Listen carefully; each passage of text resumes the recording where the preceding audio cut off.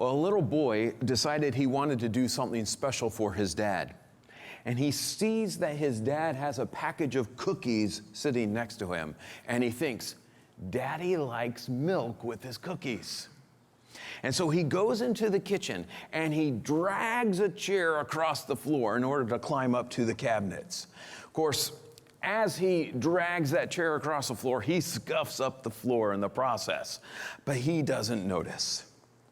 But he reaches up and he throws the cabinet door open, and it bangs into the next door beside it. And he grabs a glass out of the cabinet, and as he does, he accidentally knocks another one down, and it bounces around on the counter and eventually breaks. But he is undeterred because he's on a mission. And he goes over to the fridge and throws it open, and he, of course, leaves it wide open. And he sets his glass down on the floor, and he grabs the gallon jug of milk out of the refrigerator, which he can barely hold. And then he starts to pour the milk, and he pours the milk into the cup. Well, a little bit gets into the cup. Most of it's all over the floor. But at this time, his dad has heard the commotion and has started to watch him. And he could have stopped him, but he was curious and he let him continue. So he pours this milk all over the floor, leaves the milk jug on the floor, grabs the glass and starts to run to his dad. And as he gets it, he yells, Daddy, I brought you some milk for your... and spills the milk all over his dad. And at this point, the little boy notices the mess that he's made. And he starts to cry. But his dad bends down and picks him up and hugs him. And as he holds him, he says, That's my boy. It's okay. I love you. This can give us a picture of us and God. We have good intentions. We want to live for God and we want to please Him, but sometimes we fall short. Along the way, at times, we make poor choices and we end up making a mess. God sees it and He allows us to experience the consequences of our choices so that we can learn and grow. And when we see the mess and then look up to Him, He takes us in His arms and holds us. But sometimes life gets messy. Now, you may find yourself in a situation or maybe headed towards a situation that you don't want to be in. And sometimes it's not your fault. But at other times, it is your own doing. You made bad choices and you get yourself into this mess. And sometimes, over a period of time, you may drift. Just slowly move away from where you want to be. You drift with small, seemingly inconsequential decisions. You make these choices, so now you are going in the wrong direction. You're going down the wrong road until you get to the dead end and find yourself in a mess. So how do we stay out of the mess? Or what do we do when we find ourselves in the middle of it? Today we're going to see 5 principles for life and for dealing with the messes of life. And we'll draw these principles from our passage in Genesis today. But the story we're going to read today is different. You might find it strange or even uncomfortable. There are some things in this story that are culturally different from our culture that seem bizarre to us. But there are also some things that are just wrong in this passage that happens in this story. And this is one of those passages that reminds us that the Bible doesn't sugarcoat things.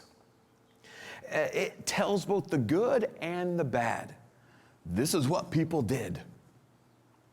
There's no pretending that God's people are perfect.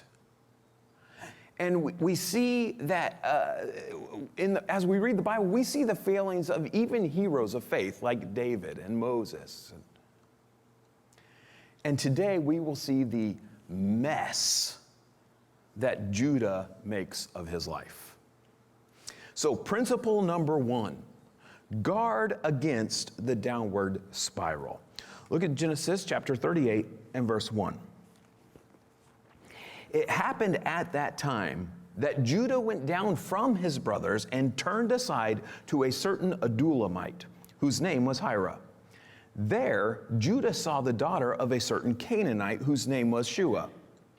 He took her and went into her, and she conceived and bore a son, and he called his name She conceived again and bore a son, and she called his name Onan. Yet again she bore a son, and she called his name Shelah. Judah was in Chezib when she bore him. So first, this story of Judah, this little story of Judah, interrupts the Joseph story. He's just been sold into slavery, and now we're interrupting the story. But it shows the development of Judah's character. If you remember, Judah is the one who just told his brothers, let's sell him. Okay? And so Judah will become a good leader. He will become caring, but he is not now. All right? And this ties in with what happens later in Joseph's story. And this takes place, this story right here that we're reading today, takes place during the time that Joseph is away in Egypt. And so, and while Jacob is home mourning his son. And so verses 1 through 11 span a time of about 20 years. The rest of the chapter spans about a year's time. So we got about 21 years here that we're covering this morning. But the rest of the chapter takes about the 1 year. So notice that it says here, it says that he went down, and this is talking about his travels. He traveled to the south, but his physical movement matches his spiritual condition as well. Judah is callous and uncaring. He left his family, we're told, which means he left God's covenant community. So he said, sell Joseph, and then he said, I'm out of here, and took off. And not only that, who did he follow? Well, he joined Canaanite society. He, along with the rest of his family, was to be distinct from the Canaanites. They were supposed to be set apart to God. But he assimilates with them. See, he's got it all backwards. He goes with his friend, the Adullamite, who is a Canaanite. Then he sees some girl that he likes and marries her. He has assimilated with the Canaanite. He's got it all backwards. So the last chapter ended with the family dysfunctional and divided, but this is even worse. So Judah's best friend is an Adullamite, a Canaanite, and he marries this Canaanite girl, and we're not even told her name. This seems to be making the point that she is insignificant and that this marriage is inappropriate. So Israel was not to intermarry with the sinful Canaanites or become like them. That's exactly what Judah is doing. But look what it does say. It doesn't tell her name, but look what it does say. It says, he saw, he took her, and went into her. And so all we know about her is that Judah saw her, married her, had sex with her, and she had 3 sons. It's all we know. But there's more to notice here. When these words saw and took, he saw her and took her. When these words saw and took are used together like this, it's not good. Let me tell you some other places where these words come together. In Genesis chapter 3, we're told that Eve saw and took the fruit that God had told them not to eat. In Genesis chapter 6, before the flood, we are told that the sons of God saw the daughter and took the daughters of men. In Genesis 12, Pharaoh saw and took Sarah, Abram's wife. And in Genesis 34, which we just read a few weeks ago, Shechem saw and took Dinah, and he raped her. So this is not good. This is telling us something. It appears that Judah has married this girl solely on physical attraction. And that all other reason and standards have just been thrown out the window. He saw her and he married her. Of course, Judah is not the only person to ever do this. In fact, it happens all too often. Many people fall into this trap. They see someone, they're attracted to them, and they marry them or get into a relationship with them. And many people have been led away from their relationship with God because of it. Well, Judah will continue to spiral down. But it started so simply. He had a friend. Well, that's okay to have a friend. But then he started to follow his friend, to act like his friend. He joined in the ways of his sinful friend, or a friend from sinful society, and he became like them. That's why we must guard against the downward spiral. People don't usually suddenly walk away from God or suddenly start living in sin. It doesn't just happen quickly. They don't make a single decision that takes them from living for God to not living for God. It's gradual. It's a series of smaller choices. And the mess of sinful worldly living doesn't just come overnight. So guard against the downward spiral. Make good choices, draw near to God, and walk with Him. So guard against this downward spiral. Principle number 2, fulfill your responsibilities. Look at verse 6. And Judah took a wife for his firstborn, and her name was Tamar.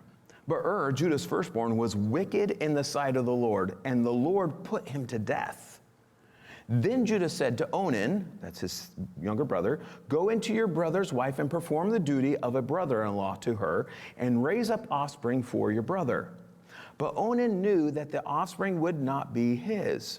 So whenever he went into his brother's wife, he would waste the semen on the ground, so as not to give offspring to his brother.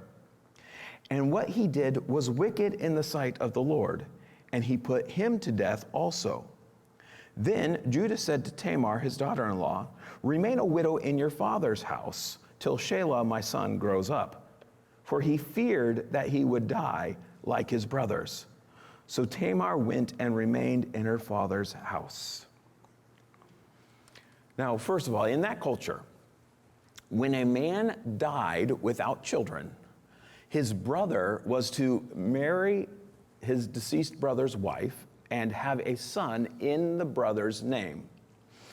The firstborn son would legally belong to the dead brother and would be legally in his line, would carry on his brother's family name, family line. And that son would also receive the dead brother's portion of the inheritance.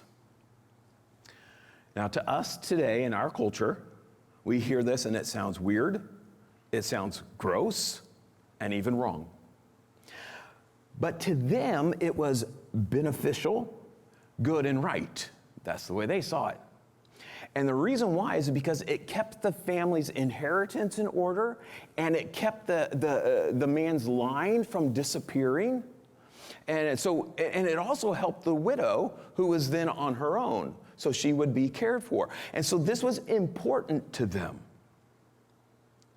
And so Judah's oldest son marries Tamar.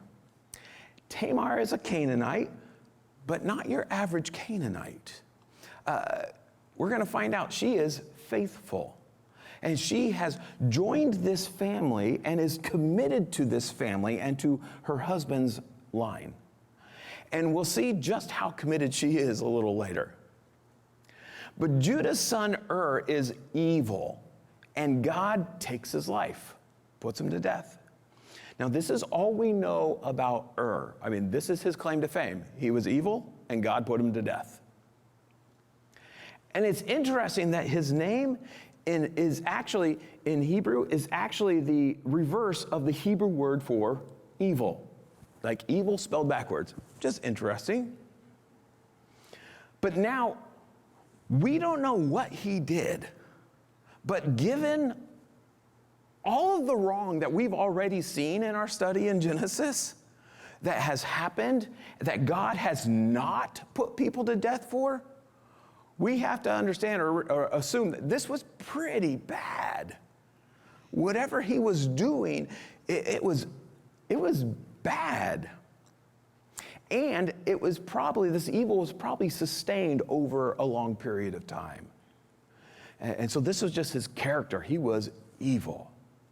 But this is the first person, since all the way back at the flood, the first person we are told that God took a life because of their evil. So he was a bad guy. But dies without a son, without an heir. And so his brother Onan now has that responsibility to raise a son in his brother's name. And so Judah, his father, tells him to fulfill his responsibility. And so Onan then pretends to fulfill the responsibility, but he doesn't really do it. And it says that whenever he went into her, this word whenever suggests that they had intercourse often. Not just once, but whenever he did. And so he uses this situation for his own pleasure, but he refuses to fulfill his responsibility. And so he always stops short so she doesn't become pregnant. Now, why would he do this? Well, he doesn't want his older brother to have a child, to have an heir. As it stands now, there are two brothers, and they get to split the inheritance. Whatever Judah has, they get to split the inheritance. But if has a legal heir, then he gets portion of the inheritance. So that means less for Onan, right? So he says, I don't want my brother to have a kid because then that's less for me. So why would he do this? Because he's selfish and greedy and disloyal to his brother. And disloyal to Tamar. And disloyal to the family as a whole. This is evil in God's estimation. And we're told that God put him to death as well. Now, I think it's likely that Onan did evil in other ways as well. That he probably could have been described generally as evil, like his older brother. He's probably very similar to his older brother. But this act demonstrates his character. And God puts him to death for this. But after two of Judah's sons die, after being with Tamar, Judah tells her to go home to her father. Now, as her father-in-law, Judah is actually responsible for her as the leader of the family. But he exercises his authority as the leader of the family, but he shirks his responsibility and tells her, go home, go stay with your dad.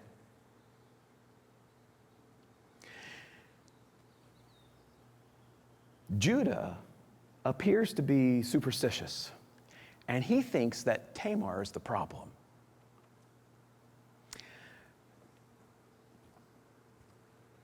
Like she's bad luck, and so he sends her away. He thinks his sons died because of her, but she's not the problem. His sons are.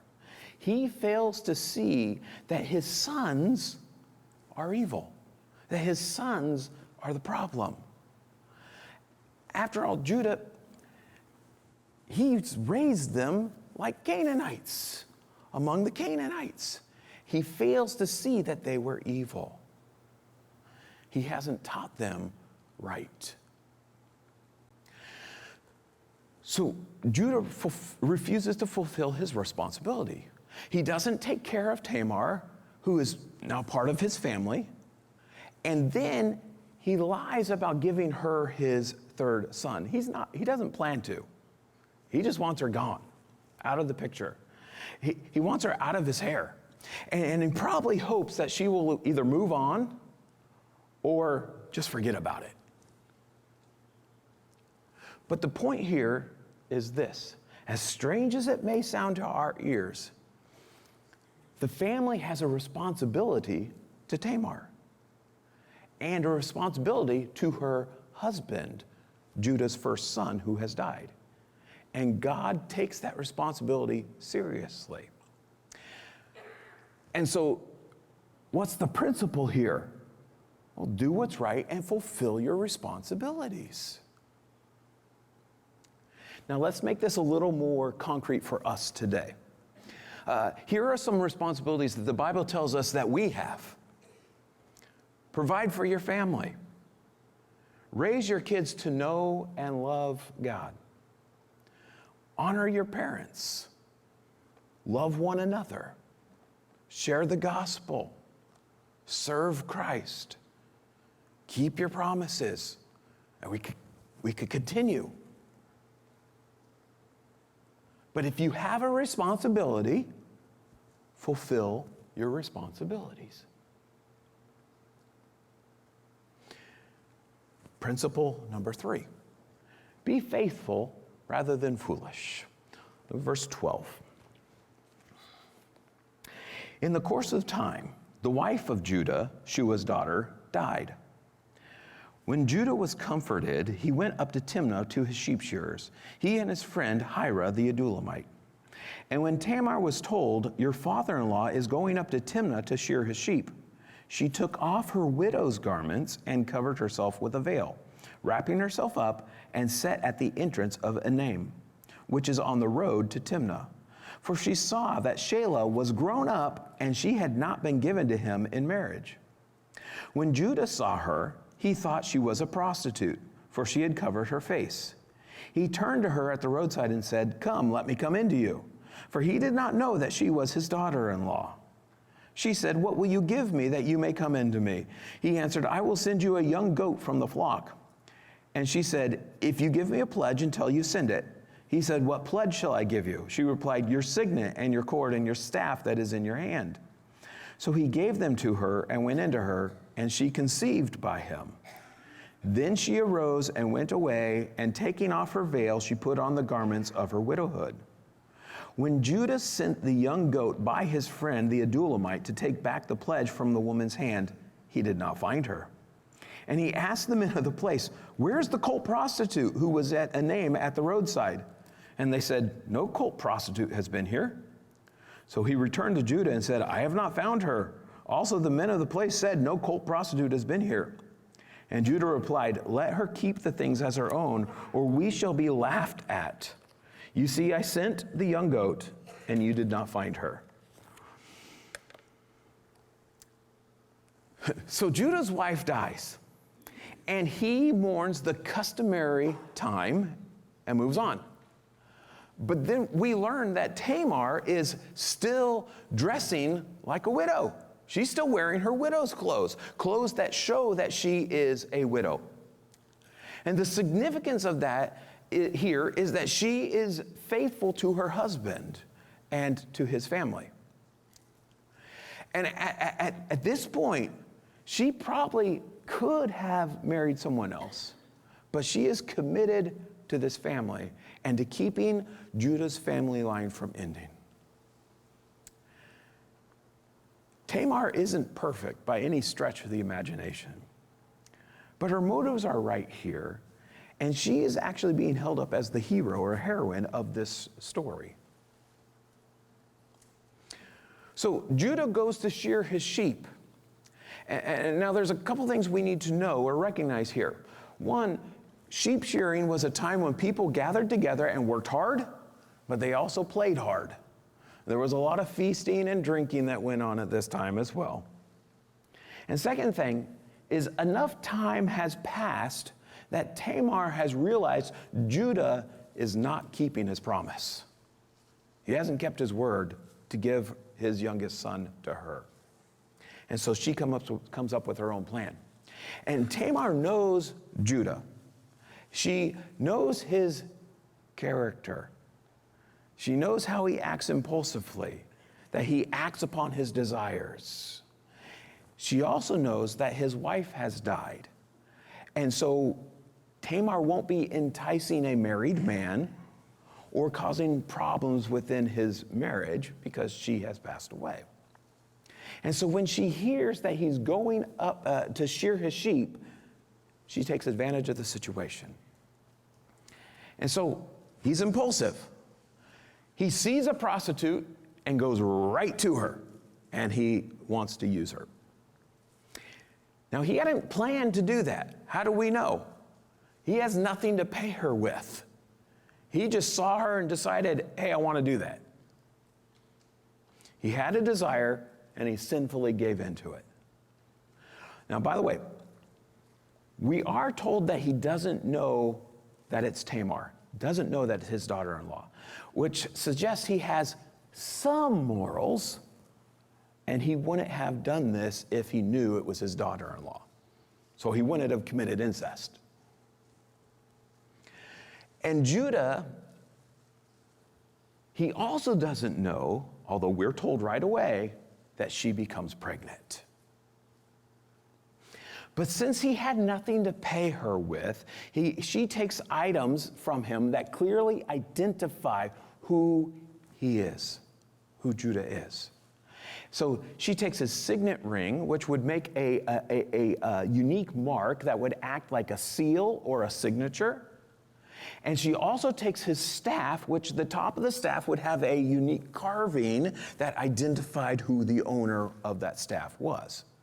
So she takes these things from him as a pledge, and he promises to send a goat. Well, then later, because there is no honor in visiting a prostitute, he sends his friend to make the payment for him. And so his friend goes and looks for her. He can't find her. He even asks around a bit. And it's interesting, he uses a different word for prostitute.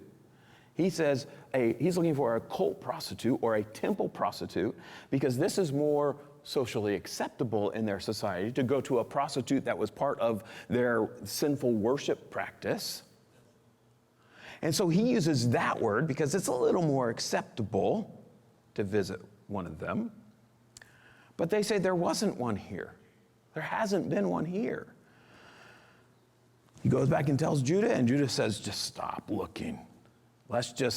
Don't keep asking. Let's just be quiet about it. We tried to pay, and so he'll cut his losses rather than become a laughingstock. You see, he doesn't want to look foolish. But he already is foolish. He has acted foolish. And so he is at the risk of being known as a fool, or the fool that he is. And then we have Tamar. She is risking her life in order to raise a son in her husband's family line. And so she's pictured here as being faithful. She's committed to the family. She's not going about it quite right, but she's pictured as being faithful. And we can draw this principle: be faithful rather than foolish. Principle number 4, be broken. Look at verse 24. About 3 months later, Judah was told, Tamar, your daughter-in-law, has been immoral. Moreover, she is pregnant by immorality. And Judah said, bring her out and let her be burned. As she was being brought out, she sent word to her father-in-law, by the man whom these belong, I am pregnant. And she said, please identify whose these are, the signet and the cord and the staff. Then Judah identified them and said, she is more righteous than I, since I did not give her my son Shelah, and he did not know her again. This basically means he took her back into his house and did not have any sexual relationship with her again. But since Tamar is pregnant, it's obvious that she has been with a man, and she's legally married. And Judah's immediate response is burn her. He's calling for her to be publicly executed. Now, she probably would have been stoned to death first and then burned, but they are going to make a public spectacle out of her because of her immorality. And Judah would do this to her when he had committed the same immorality. He just sees this as a perfect opportunity to get rid of the problem. And then she sends him the things that she has that show who the father is. And the evidence brings things into perspective for Judah.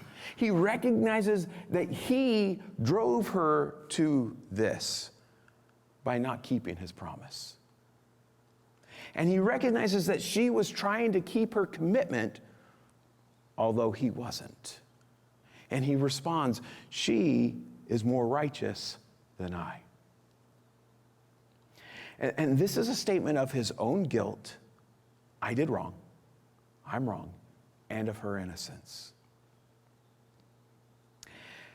And this is a turning point in Judah's life. He's broken, and he will begin to see his sin. And we'll see the evidence of this later in Genesis. You see, Judah is a leader. He is the leader in Israel. He was a leader amongst his brothers when he said, let's sell him. Let's sell Joseph. And they all listen to him. They follow him. And he will later lead his family to go to Egypt while Joseph's there so Joseph can care for them. Judah is the one who will get them there. And the kings of Israel will come from Judah's line. And so Judah, he needs to be broken before God so he can lead well, so that he can live well before God. And his descendant, David, the great king of Israel, he wrote this after being confronted with his own sin. I'm going to read for you from Psalm 51. He says this, have mercy on me, O God, according to your steadfast love. According to your abundant mercy, blot out my transgressions. Wash me thoroughly from my iniquity and cleanse me from my sin. For I know my transgressions, and my sin is ever before me. Against you, you only have I sinned and done what is evil in your sight. For you will not delight in sacrifice, or I would give it. You will not be pleased with a burnt offering. The sacrifices of God are a broken spirit, a broken and contrite heart, O God, you will not despise. That's brokenness. David says, I know my sin. In other words, I recognize it. I see it. I know my sin, and it's against you, and I need forgiveness. So be broken.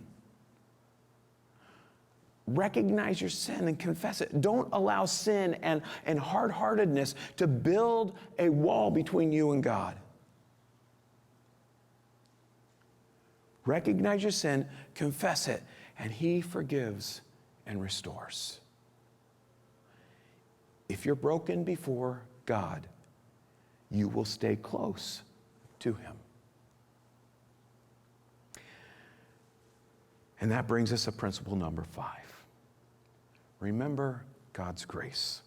Look at verse 27.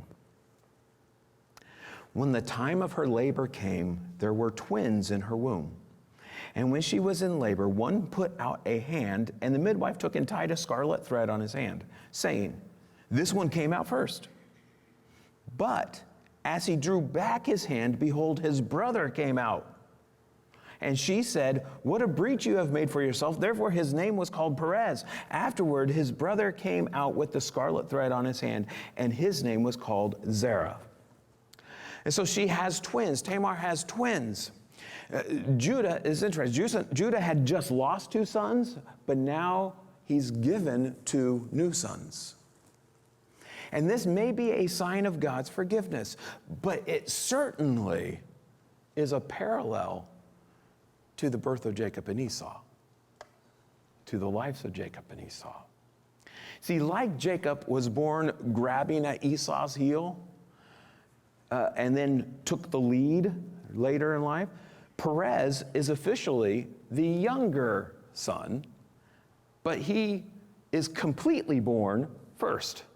So the one puts out his hand, gets a string tied around his wrist, and then comes back. It's like Perez said, "Get back here, I want out." And so Perez is completely born first, and he will take the prominence in life.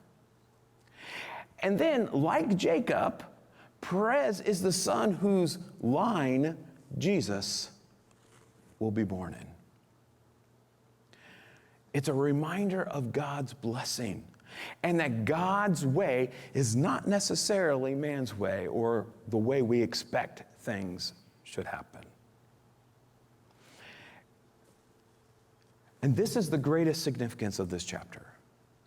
God took this disobedient and faithless mess of the men in this family, and He took the faithfulness of Tamar, a Canaanite, and He turned it all around for good. In spite of Judah's failings, God uses him in his brokenness to fulfill God's plan. And in this we see God's grace. Not only His grace to Judah, but also His grace to Tamar. And Tamar, she is remembered here for her faithfulness. And Jesus will be born in the line of Judah through Tamar.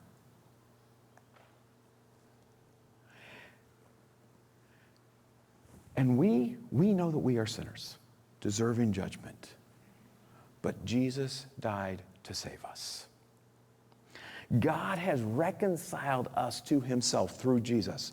Everyone who believes in Jesus is a child of God. We don't deserve it. He has shown us grace. And He continues to show us grace. And I want to ask this morning, what has God brought you through? How has He changed you?